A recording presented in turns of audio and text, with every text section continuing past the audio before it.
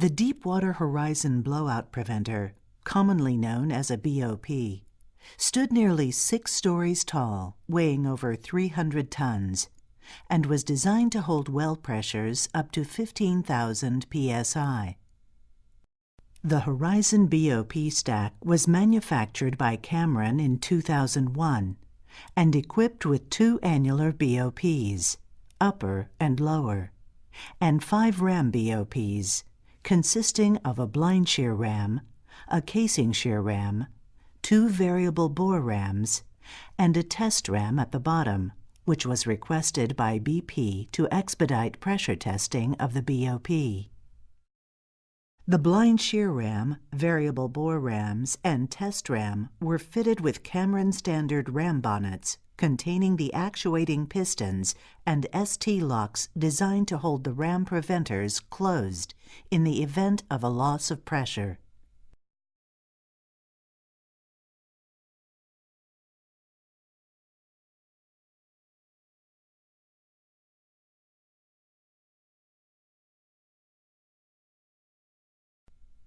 A 5.5-inch diameter drill pipe passed through the BOP on the day of the incident. Each joint was roughly 46 feet long, with 18-inch long threaded connections or tool joints on each end of the pipe. A tool joint was intentionally positioned in the BOP to properly space the tubular section through the ram BOP during the well abandonment procedures.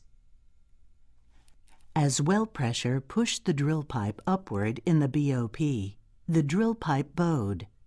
At roughly 9:43 p.m. local time, the crew of the Deepwater Horizon activated the upper annular, a steel-reinforced rubber donut device that squeezes tight around any pipe located in the BOP. The annular closed around the tool joint and drill pipe. The increasing fluid velocity eroded the rubber annular closing element, the steel drill pipe, and the steel tool joint, preventing the annular BOP from sealing tight. A close-up of the actual tool joint shows the rapid and complete degradation caused by the swift movement of fluids acting like a water jet cutting device, slicing through the metal and creating pathways for continued upward flow of fluid in the space between the steel pipe and rubber annular closing element. At approximately 9:46 p.m., roughly 3 minutes before the first explosion, the riser evacuated onto the drill floor, discharging a combination of expanding gas, drilling mud, and seawater onto the decks. Seconds later, the drill crew activated both the upper and lower variable bore rams. The variable bore rams are engineered to seal around variable diameters of drill pipe, from 3.5 inches to 6 5/8 inches in diameter.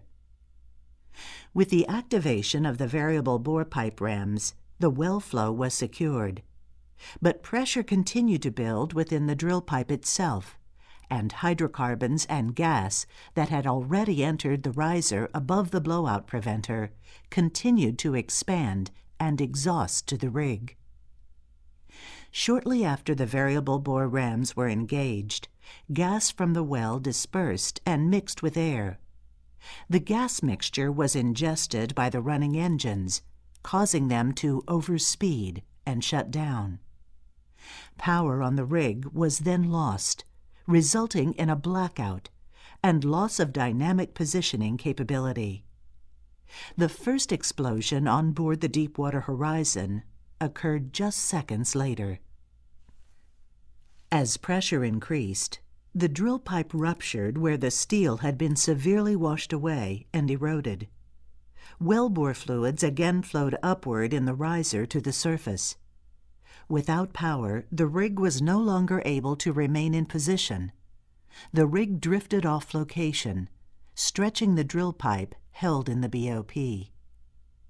Within minutes, the drill pipe was pulled apart, nearly at the same point above the tool joint where the initial rupture had occurred. Close examination of the actual severed drill pipe recovered from the Deepwater Horizon BOP after the incident shows the effect that high-pressure flow had in eroding the pipe, as well as the location where the pipe was pulled apart. The Horizon BOP was equipped with a built-in battery-powered automatic mode function device, commonly known as the AMF. The purpose of the AMF is to activate the blind shear rams under a scenario in which hydraulic pressure and electric power are lost from the surface, such as a riser failure or other event where the BOP cannot be operated from the drilling rig. The exact time when the AMF activated, either before or after the drill pipe was pulled apart, is unknown. However, the AMF did what it was designed to do: actuate the shear rams, then set the ST locks. Forensic analysis indicates that the shear rams were unable to move all the bowed drill pipe into the shearing blades. Part of the bowed drill pipe was held for a period by the flat outer faces of the ram blocks. When released, the top section of the pipe was propelled upward and was later found resting on the top of the upper annular. Meanwhile, wellbore fluids continued flowing at high pressure through the pipe.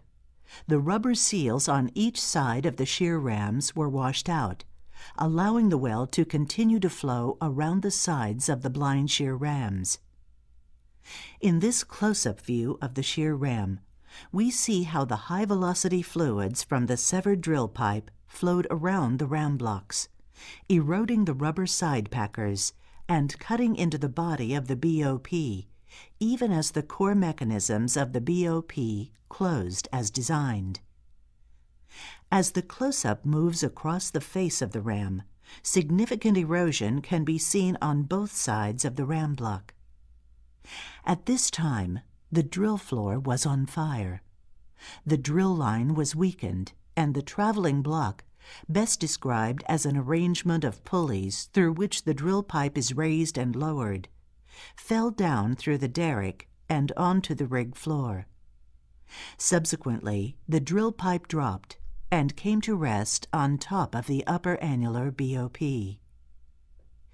Roughly 36 hours later, the Deepwater Horizon sank into the Gulf of Mexico, bending the riser on its way to the sea floor and kinking it just above the BOP.